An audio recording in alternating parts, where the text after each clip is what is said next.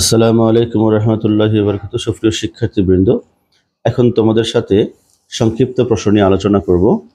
1 নম্বর দেখো, তাপমাত্রা বিভিন্ন স্কেলের মধ্যে সম্পর্ক। খুব ইম্পর্টেন্ট প্রশ্ন। বোর মডেলের স্বীকার্য, যেহেতু এটা রচনামূলক গতবার এসছে, তো এবার আমরা রাদারফোর্ডের পরমাণু মডেলের স্বীকার্য অথবা সীমাবদ্ধতা পড়তে পারি ইচ্ছা করলে। তামার তারের এই অঙ্কটা যেহেতু গতবার রচনামূলকে আসছে, এই ধরনের অঙ্ক আসছে, তাই সম্ভাবনা নাই এগুলো। তাহলে 11 দেখব, এবং 14টা কিন্তু সংক্ষিপ্ত আকারে গতবার এসছে, তাই এবার আশা করি যে এই ধরনের প্রশ্ন থাকবে না। প্রত্যাগামী অপ্রত্যাগামীর মধ্যে পার্থক্য, অর্থাৎ 11 এবং 15 তোমরা দেখবা। এখান থেকে তাপগতিবিদ্যার প্রথম সূত্রটি ব্যাখ্যা, খুব ইম্পর্টেন্ট প্রশ্ন। এটা খুব ইম্পর্টেন্ট প্রশ্ন, এটাকে 100% বলা যায়। কুলম্বের সূত্রটি বিবৃতি ব্যাখ্যা করে, এটাও ভালো একটা প্রশ্ন। এরপরে অর্ধ ক্ষয় ধ্রুবকের মধ্যে সম্পর্ক, এটা 100% একটা প্রশ্ন।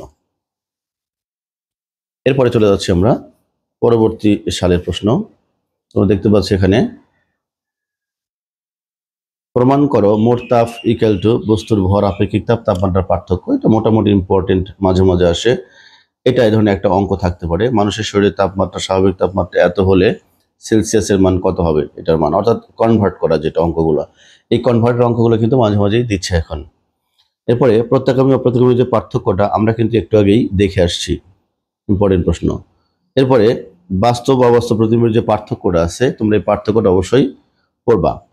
প্রতি স্বরাঙ্ক এবং সংকট কোণের মাঝে পার্থক্য, এর সম্পর্ক, কিন্তু এই সম্পর্কটা স্থাপন কিন্তু খুব ইম্পর্টেন্ট প্রশ্ন। এটা একটা ইম্পর্টেন্ট প্রশ্ন কিন্তু। এবং বাস্তব অবাস্তব পার্থক্য সম্পর্ক, পার্থক্য নির্ণয়, এটা কিন্তু খুব ইম্পর্টেন্ট। লেন্সের ব্যাসার্ধ এত হলে ক্ষমতা কত হবে, এটা একটা ভালো প্রশ্ন। তোমরা জানো পি ইকুয়াল টু 1/f, এটাও দেখতে পারো একটা অঙ্ক। আলোক তড়িৎক্রিয়া বৈশিষ্ট্য, এটা একটা ভালো প্রশ্ন। বোরমন্ডলের স্বীকার্য, এখানে দরকার নেই। আর প্রত্যাগামী প্রক্রিয়া কি এবং এন্ট্রপি তাৎপর্য, দুইটা প্রশ্ন জোড়া লাগিয়ে দিয়েছে, অর্থাৎ দুইটা আলাদা আলাদা অতি সংক্ষেপে যখন তোমরা পড়বা তখন এমনিতে বুঝতে পারবা। চলে যাচ্ছি আমরা পরবর্তী সালের প্রশ্নে। এখানে তোমরা দেখতে পাচ্ছ লেখা আছে তাপমাত্রা বিভিন্ন স্কেলের মধ্যে সম্পর্ক। আমি আবারও বলছি, খুব ইম্পর্টেন্ট প্রশ্ন। তাপগতিবিদ্যার দরকার নাই, এটা কুলম্বের সূত্রটা বিবৃতিমূলক, এটা একটা ভালো প্রশ্ন। বা বাস্তব এবং অবাস্তবের যে পার্থক্য, এটা আমি আবারও বলছি, এটা খুব ইম্পর্টেন্ট প্রশ্ন। এবং এই যে বায়ু সাপেক্ষে পানি, কাচের সাপেক্ষে এটার যে মান বের করা, এটা মোটামুটি, এটা খুব যে ইম্পর্টেন্ট তা বলবো না, একবারই এসছে মনে হয় ওই 22 প্রবিধানে এসে। গোলীয় দর্পণের ক্ষেত্রে এটা এটা কিন্তু খুব ইম্পর্টেন্ট এবারের জন্য, F = R = 2F অথবা F = R/2। বোর মডেলের স্বীকার্য, আমি আবারও বলছি যে এখানে যেহেতু বোর মডেলটা রচনা এসছে, এবার আসতে পারে এর মধ্যে সংক্ষিপ্তের মধ্যে, অথবা তোমরা রাদারফোর্ডের পরমাণু মডেলের স্বীকার্য এবং সীমাবদ্ধতা তোমরা এখানে পড়তে পারো। তেজস্ক্রিয় ক্ষয়সূত্রটি লেখে প্রতিপাদন করো। দেখো, এটা রচনামূলক একটা প্রশ্ন, এর মধ্যে দিয়ে দিয়েছে, দিতে পারে। এরপরে 1 গ্রাম ভরের সমতুল্য শক্তি, অর্থাৎ E = mc² সূত্রই কিন্তু এটা ইম্পর্টেন্ট প্রশ্ন, একটা অঙ্ক কিন্তু। আলোক তড়িৎক্রিয়া বৈশিষ্ট্য। চলে যাচ্ছি আমরা পরবর্তী সালের প্রশ্নে। দেখো, তাপ এবং তাপমাত্রার যে পার্থক্যটা, এটা একটা প্রশ্ন, বাজে প্রশ্ন। এটা সাধারণত রেফার্ড পরীক্ষা বেশি আসে, এবং এটা আমাদের প্রশ্ন না, এটা টেক্সটাইল ইঞ্জিনিয়ারিং প্রশ্ন মনে হচ্ছে। এটা আমাদের মধ্যে এটা আসে না। বিটা = 2α, এটাও আমাদের মধ্যে সহজে আসে না, এটা ওই টেক্সটাইলের জন্য এসে ভাবে। পরিবহন পরিচালন বিকিরণের পার্থক্য, এটা একটু ইম্পর্টেন্ট প্রশ্ন। লেন্সের বক্রতা ব্যাসার্ধ এত হলে ক্ষমতা কত, এটা ভালো প্রশ্ন একটা। F = R/2, এটা একটা ভালো প্রশ্ন, আমি আবার বলছি এটা 100% প্রশ্ন। আপেক্ষিক তাপ সূত্রের পার্থক্য যেটা, এটা একটা ভালো প্রশ্ন, যদিও গতবার এটা এসছে, তারপরে এটা ভালো প্রশ্ন। আলোর সূত্রগুলো, প্রচলিত সূত্রগুলো লেখো, এটা ভালো প্রশ্ন। অর্ধ ক্ষয় ধ্রুবকের মধ্যে সম্পর্ক, এটা একটা 100% প্রশ্ন। আপেক্ষিকতার যে দুইটা মৌলিক স্বীকার্য আছে, এটাও পড়ে নেবে, এটা 100% এবারের জন্য, কারণ গতবার এটা আসে নাই। এরপরে দরকার নেই এটা। এরপরে আমরা দেখতে পাচ্ছি, আমি আবারও বলছি যে আপেক্ষিক এবং সীমিতের মধ্যে পার্থক্য খুব ইম্পর্টেন্ট বলছিলাম। এরপরে এই অঙ্কটা যেহেতু গতবার রচনামূলক এসে, আসার সম্ভাবনা নাই বললেই চলে। এন্ট্রপি কি, দেখাও যে পৃথিবীর এন্ট্রপি ধনাত্মক, এটা মোটামুটি ইম্পর্টেন্ট, খুব বেশি বলবো না আমি। তো এন্ট্রপিটা, এটা অতি সংক্ষিপ্ত খুব পরীক্ষা আসে। এরপরে এই যে এটা বলছিলাম 100% এর প্রশ্ন। আবার বলছি, রাদারফোর্ডের পরমাণু বলে যেহেতু রচনামূলক আসছে, তাই সংক্ষিপ্ত আকারে আসতেই পারে কিন্তু। এছাড়া কিন্তু বোর মডেলটাই এসছে পরীক্ষায়, তাই সংক্ষিপ্ত আকারে আসতে পারে। আর রাদারফোর্ড যেহেতু আসে নাই, তাহলে এটা আসার সম্ভাবনা খুবই খুবই বেশি। অর্ধক্ষয়যোগ্য সম্পর্ক, এটা কিন্তু খুব ইম্পর্টেন্ট প্রশ্ন, এটাও খুব ইম্পর্টেন্ট প্রশ্ন। এবং এই যে অঙ্ক যে একটা হয়, যদি রচনামূলক অঙ্ক এরকম না থাকে, তাহলে হয়তো এই ধরনের অঙ্কগুলো এখানেও আসে। যেহেতু এখানেও আসছে, তার মানে এটা আসতে পারে, কিন্তু এটা সহজ প্রশ্ন। এবং এই যে সমতুল্য শক্তি নির্ণয় করে, এটা কিন্তু একটা ভালো প্রশ্ন, ইম্পর্টেন্ট প্রশ্ন। তো এরকম করে যদি দেখাই, আমি এ পর্যন্ত যাই দেখালাম, দেখা যাবে যেখান থেকে তুমি 7টা কমপক্ষে কমন পেয়ে যাবা। আশা করি বুঝতে পেরেছ। এখন আমরা একটু আলোচনা করার চেষ্টা করি। যাদের দরকার প্রশ্নগুলো সলভ করে, তারা দেখতে থাকো, যাদের দরকার নাই তারা চলে যেতে পারো। তবে দেখার জন্য অনুরোধ করা হলো, সো একটু শেষ পর্যন্ত দেখো, ইনশাল্লাহ উপকার হবে। তো আমরা দেখছি 11 নম্বর প্রশ্ন কি লেখা আছে, তাপমাত্রা বিভিন্ন স্কেলের মধ্যে সম্পর্ক দেখাও আছে। তো তোমরা জানো যে সম্পর্ক দেখাও মানে যেটা প্রমাণ করতে হবে, সেটা হচ্ছে যে C/5 is equal two F-32/9 is equal two K-273/5 is equal two R/4 is equal two RN-492/9। এটা তোমাকে প্রমাণ করতে হবে। এখন এটা প্রমাণ করার জন্য, যেহেতু মার্কস আমাদের 3, তাই আমরা বিশদ বিবেচনায় লেখার চেষ্টা করব না। আমরা লিখব যে আমরা জানি কি স্কেল পার্ট মাইনাস নিম্ন স্থিরাঙ্ক ভাগ ঊর্ধ্ব স্থিরাঙ্ক মাইনাস নিম্ন স্থিরাঙ্ক। এখন মান বসিয়ে দিই আমরা। যেহেতু আমাদেরকে বলছে স্কেল পার্ট বলতে, যদি সেলসিয়াস ধরি তাহলে সেলসিয়াসের নিম্ন স্থিরাঙ্ক হচ্ছে 0 ডিগ্রি এবং ঊর্ধ্ব স্থিরাঙ্ক হচ্ছে 100-0 ইজ ইকুয়াল টু এফ এর হচ্ছে সর্বনিম্ন 32 এবং ঊর্ধ্ব স্থিরাঙ্ক হচ্ছে 212-32 is equal two K minus সর্বনিম্ন হচ্ছে 273, সর্বোচ্চ হচ্ছে 373-273 ইজ ইকুয়াল টু R-0/80 সর্বোচ্চ -0 ইজ ইকুয়াল টু র্যাঙ্কিনের সর্বনিম্ন 492 ভাগ 672 - 492। এখন তোমরা এটা বিয়োগ করে দিবা, তাহলে C/100 হবে ইজ ইকুয়াল টু F-32 ভাগ 180 হবে ইজ ইকুয়াল টু K-273 ভাগ নিচে 100 হবে, আর ভাগ এটা 80 হবে, এটা RN-492 ভাগ এখানে 180 হবে। যখন দেখতে পাচ্ছ তোমরা যে এখানে শূন্য আছে এবং এটা জোড়া সংখ্যা, শূন্য আছে জোড়া সংখ্যা, তাহলে আমরা যদি এটাকে ভাগ করি, এই সংখ্যাকে 20 দিয়ে ভাগ করবো মনে মনে, কিন্তু আসলে উপরে গুণ করতে হবে। কয় দিয়ে? 20 দিয়ে গুণ করতে হবে। তো উপরে 20 দিয়ে গুণ করো, তাহলে উপরে 20 দিয়ে গুণ করলে 20 আর নিচে 105, তাহলে হয়ে যাবে C/5 is equal two F-32/9 is equal two K-273 ভাগ হচ্ছে 5 ইজ ইকুয়াল টু R/20 দিয়ে করলে এটা হবে 4 আসবে, এবং RN-492 ভাগ এটা কিন্তু 9 আসবে। এটা হচ্ছে তোমাদের শেষ সম্পর্ক। 3 মার্কের জন্য কিন্তু এই 3 লাইন লিখলে, 4 লাইন লিখলে কিন্তু এনাফ। তোমরা এরপর দেখতে পাচ্ছ সবচেয়ে ইম্পর্টেন্ট প্রত্যাগামী এবং অপ্রত্যাগামী প্রক্রিয়ার মধ্যে যে পার্থক্যটা, এটা কিন্তু ইম্পর্টেন্ট। তো আমরা এটা শুরু করছি, প্রত্যাগামী ও অপ্রত্যাগামী। তো তোমরা শুরুতে লিখবে এখানে, তবে আমি আবারও বলছি, প্রত্যাগামী অপ্রত্যাগামী পার্থক্য, যে পার্থক্য আসে না কেন, তোমরা কিন্তু কখনো ঢালা লিখবা না, তোমরা যেভাবে লিখবা, পার্থক্য সবসময় এভাবে লিখতে হয়, প্রত্যাগামী আর অপ্রত্যাগামী। যদি পার্থক্য এভাবে না লিখে তোমরা ঢালাও লেখো, তাহলে কিন্তু মার্কস আমরা খুব একটা দেই না। তো পার্থক্য এখানে 1, এখানে 2। প্রত্যাগামী কি? যে প্রক্রিয়া প্রাথমিক অবস্থায় ফিরে আসতে সক্ষম, অর্থাৎ যে প্রক্রিয়া কি কোনো রকম শক্তির অপচয় ছাড়াই প্রাথমিক অবস্থায় ফিরে আসতে সক্ষম, তাকে প্রত্যাগামী প্রক্রিয়া বলা হয়। যে প্রক্রিয়া শক্তির অপচয় করলেও প্রাথমিক অবস্থায় ফিরে আসতে সক্ষম নয়, তাকে বলা হয় অপ্রত্যাগামী প্রক্রিয়া। প্রত্যাগামী প্রক্রিয়াটা কেমন? যেমন ধরো, ছিল আগে একটা বরফ ছিল, এটাকে তুমি পানি বানালা, পানি থেকে তোমার কিন্তু আবার বরফ বানানো সম্ভব। এক্ষেত্রে কিন্তু কোনো শক্তির অপচয় হবে না। এটা কিন্তু প্রত্যাগামী প্রক্রিয়া। কিন্তু একটা কাগজের টুকরো তুমি আগুন দিয়ে পুড়িয়ে দিলা, এটা পুড়িয়ে গেলে কিন্তু আর এটাকে ফিরে আনা সম্ভব না। এজন্য বলা হবে এটা কি প্রক্রিয়া? অপ্রত্যাগামী প্রক্রিয়া। তোমরা দেখতে পাচ্ছ যে বরফ থেকে পানি হয়ে গেলে, পানি থেকে যদি বরফ হয়, এখানে কিন্তু কোনো ক্ষয় হয় নাই, কোনো ক্ষয় ফলাফল দেখা যাচ্ছে না, অর্থাৎ ক্ষয় ফলাফল দেখা যায় না, ক্ষয় ফলাফল দেখা যায় না। আর 3 নম্বর, যদি কাগজ পুড়ে যায় এটা কিন্তু আর ফিরে আসে না, এটা কিন্তু ক্ষয় ফলাফল দেখা যায়। এরকম করে 3টা বা 4টা পার্থক্য তোমরা লিখে দিবা। এরপরে তাপগতিবিদ্যার প্রথম সূত্রটি ব্যাখ্যা করো। তোমরা দেখতে পাচ্ছ যে 16 নম্বর, তাপগতিবিদ্যার প্রথম সূত্রটি ব্যাখ্যা করো। খুবই ইম্পর্টেন্ট প্রশ্ন বলছে, এটা 100% একটা প্রশ্ন। তো সেক্ষেত্রে তুমি কি করবা?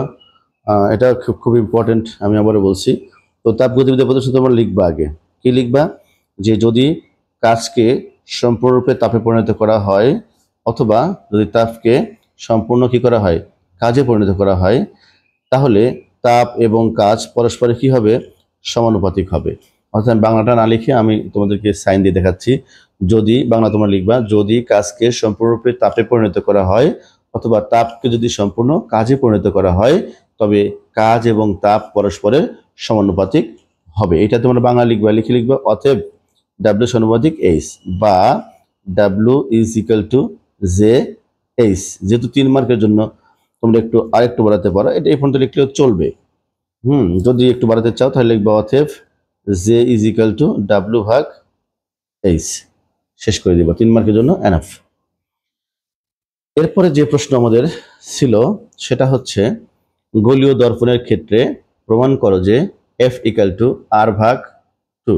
এটা কিন্তু এবারের জন্য মোস্ট ইম্পর্টেন্ট একটা প্রশ্ন। তো আমরা সেক্ষেত্রে কিভাবে অ্যান্সার করব? এখানে কিন্তু আমরা প্রথমে একটা দর্পণ আঁকিয়ে নেব। আমরা একটা সাধারণত অবতল দর্পণ দিয়ে কাজ করার চেষ্টা করব, কিছু না বললে। এক্ষেত্রে আমরা একটা ছবি আঁকিয়েছি, দেখো এম ডট একটি আমরা অবতল দর্পণ ধরে নিয়েছি। এটা ধরে সেখানে মেরু মানে হচ্ছে দর্পণের মধ্যবিন্দু। তুমি এটাকে মনে করতে পারো এ হচ্ছে প্রধান অক্ষ। তো এই প্রক্রিয়ার ক্ষেত্রে, মানে এই প্রশ্নের ক্ষেত্রে অবশ্যই কি করবা? প্রধান অক্ষের সমান্তরালে কোনো একটা আলোক রশ্মি তুমি দিবা। মনে করো এখানে আই এবং এটা এল মনে করো। আই এল আলোক রশ্মি আপতিত হয়ে, দর্পণে আপতিত হয়ে কোন দিক দিয়ে যাবে? যদি এখানে কেন্দ্র হয় আর এইখানে যদি তোমার প্রধান ফোকাস হয়, তাহলে এটা প্রধান ফোকাস দিয়ে কিন্তু বের হয়ে যাবে, অর্থাৎ এল আর পথে প্রতিফলিত হবে এবং এখানে এ বিন্দুতে ছেদ করবে। তোমার কাজ কি? তোমার কাজ হচ্ছে এখানে সি এবং এল যোগ করে দেওয়া। দিলেই এই কোণ আর এই কোণ কি হয়ে যাবে? সমান হয়ে যাবে। কেন বলো তো? প্রতিফলনের সূত্র অনুযায়ী এটা আপতন কোণ, এটা হচ্ছে প্রতিফলন কোণ। তাহলে দুটা কি সমান হয়ে যাবে, ফলে হবে I L C equal to C L F হয়ে যাবে। তুমি লিখবা যে ধরি এম ডট একটি কি দর্পণ? অবতল দর্পণ। তুমি লিখে নাও অবতল দর্পণ। তারপরে বলবা যে I L Alok Rashmi, I L রশ্মি আপতিত হয়ে এল আর পথে কি হয়? প্রতিফলিত হয়। লিখলা। এখন তুমি লিখছো সি ও এল কি করি? যোগ করি। যোগ করে তুমি বলছো আই এল সি কোণ এবং সি এল এফ কোণ কেন সমানত? এবার লিখে দিবা প্রতিফলনের সূত্র অনুযায়ী, প্রতিফলনের সূত্রানুযায়ী। কি লিখবা? বাংলা লিখলে লিখতে পারো আপতন কোণ ইজ ইকুয়াল টু প্রতিফলন কোণ। দ্যাট মিনস তুমি এখানে দেখো কোনটা আপতন কোণ? আই এল সি হচ্ছে আপতন কোণ আর সি এল এফ হচ্ছে প্রতিফলন কোণ। তাহলে লিখবো কি? কোণ I L C equal to কোণ সি এল এফ। কিন্তু এখন খেয়াল করে দেখো যে এই যে বাহুটা আছে আই এল বাহুটা এবং এ ও যে বাহুটা আছে, দুইটা বাহু কি বলতো? সমান্তরাল।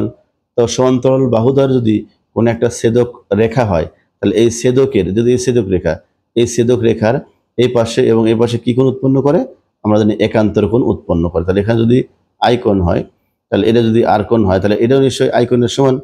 যেহেতু এটা একান্তর গুণমূলের সমান, তাহলে আমরা বলতে পারি যে আই এল সমান্তরাল এ ও বলে, যেহেতু সমান্তরাল হয়ে গেছে তাহলে কি করতে হবে, এই যে এবং এসি কি, এসিএল কি, সংযোগ রেখা, তাহলে এই কোণ আর এই কোণ সমান, অর্থাৎ আই এল সি কোণ equal to L C F কোণ। কোণ হবে তাহলে কি, কোণ I L C equal to কোণ সি এল সি এফ কোণ। যেহেতু এখানে হয়েছে আইএলসি, এটা আইএলসি, এটা সিএলএফ, এটা হচ্ছে এলসিএফ, তাহলে এখন বলা হচ্ছে যে এই দুইটা কি এখন সমান হয়ে গেছে। অতএব বলা যায় কোণ সিএলএফ ইকুয়াল টু কোণ এলসিএফ। যেহেতু এই দুইটা কোণ সমান, কিন্তু আমি আবারও বলছি তাহলে এই দুইটা অবশ্যই সমান হবে। আর যখন কোনো ত্রিভুজের এক ত্রিভুজে দুইটা কোণ সমান হয়, তাদের বিপরীত বাহুতে পরস্পর কি হয়, সমান হয়। দেখো এখন এই কোণ এই কোণের সমান, তাহলে এই কোণ এই কোণের সমান নিয়মানুসারে, ফলে একই ত্রিভুজের মধ্যে এই কোণ যদি সমান হয়, তাহলে নিশ্চয়ই এই ত্রিভুজটা একটা সমদ্বিবাহু ত্রিভুজ। অর্থাৎ এই কোণের বিপরীত বাহু এই যে এল এফ আছে এবং এই কোণের বিপরীত বাহু যে সি এফ আছে, দুইটা পরস্পর সমান। তাহলে আমরা বলতে পারি অতএব L F is equal to C F বলতে পারি। এখন দেখো যেহেতু এল এফ কোণ বাহু, এই বাহু দিয়ে আমরা কি করব, যদি এই কোণ যদি কি হতো, না থাকতো কিংবা উন্মেষ কম হতো, তাহলে এল এফ কি হতো, নিশ্চয়ই এল এফ কিন্তু এফ হয়ে যেত। তাহলে আমরা বলতে পারি যে উন্মেষ কম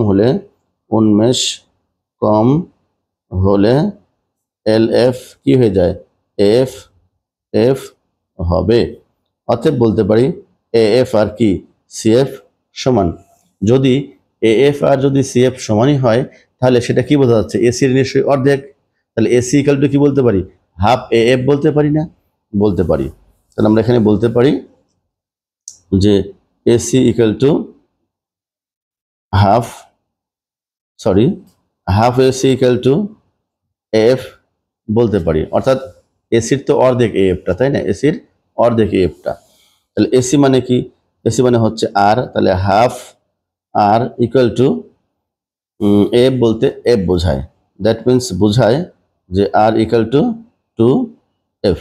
অর্থাৎ দুইভাবেই হয়, এখান থেকে লেখা যায় এফ ইকুয়াল টু আর ভাগ 2, এটাও লেখা যায়, অথবা আর ইকুয়াল টু 2f এটাও লেখা যায়। আশা করি সবাই বুঝতে পেরেছো। এর পরবর্তী প্রশ্নটা আছে, আমরা দেখতে পাচ্ছি 18 নম্বর প্রশ্ন, কুলম্বের সূত্রটি বিবৃতি এবং ব্যাখ্যা করো। কুলম্বের সূত্র, তো কুলম্ব সূত্রটা কোনটা, কুলম্ব সূত্র কিন্তু আমি বারবারই বলি, সেটা হচ্ছে মহাকর্ষীয় সূত্র যে আছে, নিউটনের মহাকর্ষ সূত্র আছে, প্রথম ফিজিক্স 1-এ তোমরা পড়েছিলা, সেটা হচ্ছে প্রথম পর্বে কি পড়েছো, কেউ দ্বিতীয় পর্বে পড়েছো, মনে আছে যে এরকম পড়েছিল তোমরা, F is equal two G into m1 m2 ভাগ ডি স্কোয়ার পড়েছিলে, মনে আছে? তো ঠিক সেই একই রকমের কিন্তু সেম। তো সেক্ষেত্রে তোমরা কি করবা, তুমি ধরে নিচ্ছ যে এখানে একটা চার্জ দিতে বসছো, সেখানে একটা চার্জ দিতে বসছো, এটা ধরো Q1 চার্জ, এটা ধরো Q2 চার্জ, মাঝের দূরত্ব কত আছে, ধরো আর আছে। তো সে ঠিক সেই একই আকারে তুমি এখন বলো, তাহলে এই এফ বলটা কার সমানুপাতিক হবে, এ বলটা হবে Q1 আর Q2 চার্জের সমানুপাতিক, এবং এই এফ বলটা হবে 1 ভাগ আর স্কোয়ারের সমানুপাতিক। তাহলে এখানে কয়টা সূত্র, দুইটা সূত্র, দুটো সূত্রকে এক করে তুমি এখন কুলম্ব সূত্রটা বলো, যে দুটি চার্জিত বস্তুর মধ্যে আকর্ষণ বা বিকর্ষণ বলের মান চার্জদ্বয়ের গুণফলের সমানুপাতিক। আমি আবারও বলছি, দেখো দুটি চার্জিত বস্তুর মধ্যে আকর্ষণ বা বিকর্ষণ বলের মান চার্জদ্বয়ের গুণফলের সমানুপাতিক এবং দূরত্বের বর্গের ব্যস্তানুপাতিক যদি তারা একই সরলরেখা বরাবর ক্রিয়া করে। এটা হচ্ছে ফ্যারাডের কুলম্বের সূত্র বললাম। এখন তুমি ব্যাখ্যা করতে গেছো, তুমি কিন্তু বাংলা দিয়ে আগে বলছো, এখন ব্যাখ্যা যখন লিখবো বলতেছি, যদি বল এফ হয় এবং চার্জিত বস্তুর মান যদি Q1 Q2 হয়, তবে এফ সমানুপাতিক Q1 Q2 1 নম্বর, এফ সমানুপাতিক 1 ভাগ আর স্কয়ার 2 নম্বর। এখন বলবা 1 ও 2 কে কি করে পাই, সমন্বয় করে পাই, তাহলে হবে এফ সমানুপাতিক কি হবে, Q1 Q2 ভাগ আর স্কয়ার হবে, তুমি লিখতে পারো, বা এফ ইজ ইকুয়াল টু এটাকে তুলে দিলে হবে সি Q1 Q2 ভাগ হচ্ছে আর স্কয়ার, দ্যাট মিনস লেখা যায়, এটার মান লেখা যায় 1 ভাগ 4 এপসাইলন নট Q1 Q2 ভাগ আর স্কয়ার। আশা করি বুঝতে পেরেছো। এরপরে কি প্রশ্ন আছে দেখি একটু আমরা, এরপরে প্রশ্ন আছে যে অর্ধ এবং ক্ষয় ধ্রুবকের মাঝে সম্পর্ক স্থাপন করো। খুবই ভালো একটা প্রশ্ন। তো আমরা একটু দেখি, স্থাপন করার চেষ্টা করি।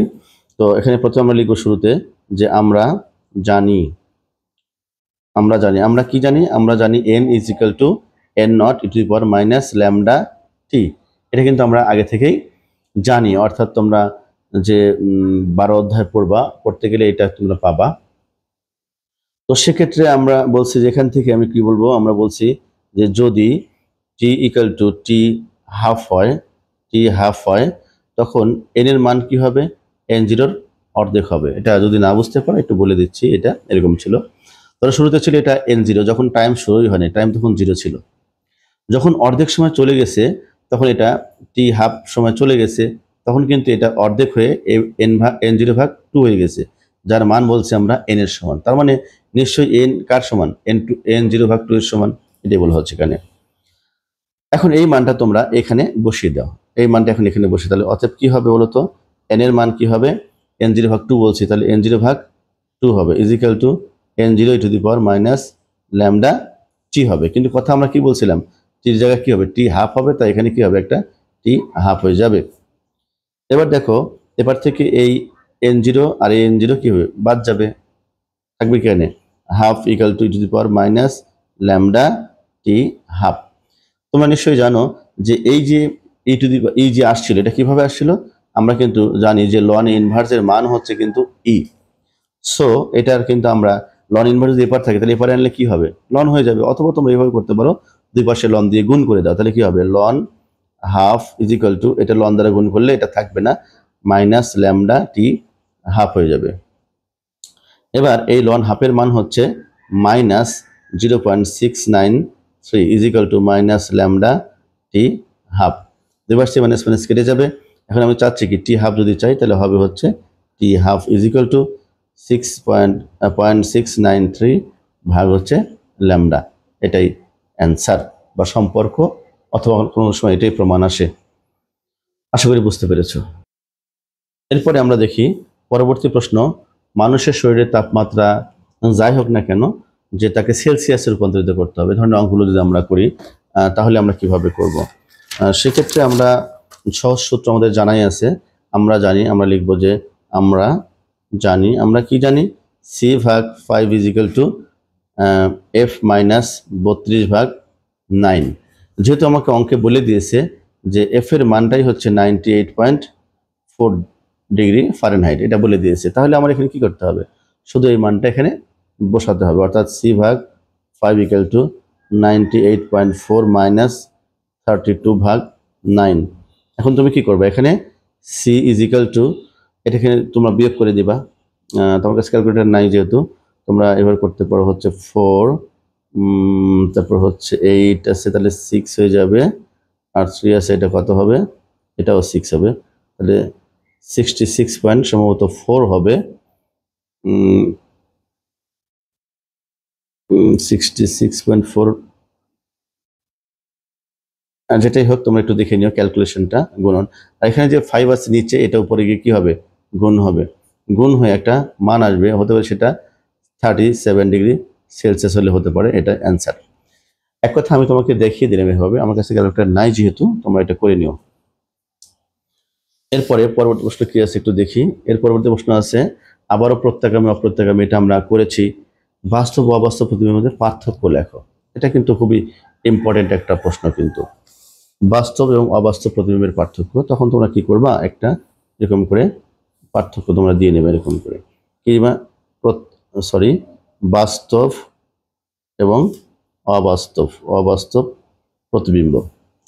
তোমরা পার্থক্যের বেলায় প্রথমেই সংজ্ঞা দিবা। সংজ্ঞাটা কি, বাস্তব তো বুঝতে পারছো, আমি একটু যদি ছবি আঁকি এখানে দেখিয়ে দিই, তোমরা দেখতে পারবা যে বাস্তবটা হচ্ছে কোনো একটা বিন্দু থেকে কতগুলো আলোকরশ্মি দর্পণে আপতিত হবে, এবং এটা কি করবে, এই রেখাগুলো কিন্তু আবার কোনো একটা বিন্দুতে কি হবে, মিলিত হবে। তাহলে এই দ্বিতীয় বিন্দুকে বলা হচ্ছে প্রথম বিন্দুর বাস্তব প্রতিবিম্ব। আমি আবারও বলছি, কোনো একটা বিন্দু উৎস হতে কতগুলো আলোকরশ্মি দর্পণে আপতিত হয়ে দ্বিতীয় কোনো বিন্দুতে মিলিত হয় বা হচ্ছে বলে মনে হয়, তাহলে দ্বিতীয় বিন্দুকে প্রথম বিন্দুর বাস্তব প্রতিবিম্ব বলা হবে। আর অবাস্তবটা কিরকম জিনিস, অবাস্তবটা হচ্ছে এরকম যে কতগুলো আলোকরশ্মি দর্পণে আপতিত হয়ে আপতিত হয়ে বলছে এখন দেখো এটা একটাও মিলিত হবে না, এভাবে যাবে। এবং যদি পিছন দিকে আমরা ঠেলে দেই তাহলে দেখা যাবে এখানে মিলিত হচ্ছে বলে, অর্থাৎ এখান থেকেই আলোটা এখন বের হচ্ছে বলে মনে হচ্ছে। সেক্ষেত্রে আমরা এই দ্বিতীয় বিন্দুকে বলছি এই প্রথম বিন্দুর অবাস্তব প্রতিবিম্ব। তার মানে সংজ্ঞাটা কীভাবে হবে, কোনো একটা বিন্দু হচ্ছে কতগুলো আলোকরশ্মি দর্পণে আপতিত হয়ে দ্বিতীয় কোনো বিন্দু থেকে অপসৃত বা নিঃসৃত হচ্ছে বলে মনে হয়, এমন দ্বিতীয় বিন্দুকে তখন প্রথম বিন্দুর অবাস্তব প্রতিবিম্ব বলা হবে। এরপরে তোমরা জানো 2 নম্বর, বাস্তব প্রতিবিম্ব পর্দায় ফেলা যায়, আর অবাস্তব প্রতিবিম্বটা পর্দায় ফেলা যায় না। 3 নম্বর, এটা সাধারণত সিধা হবে,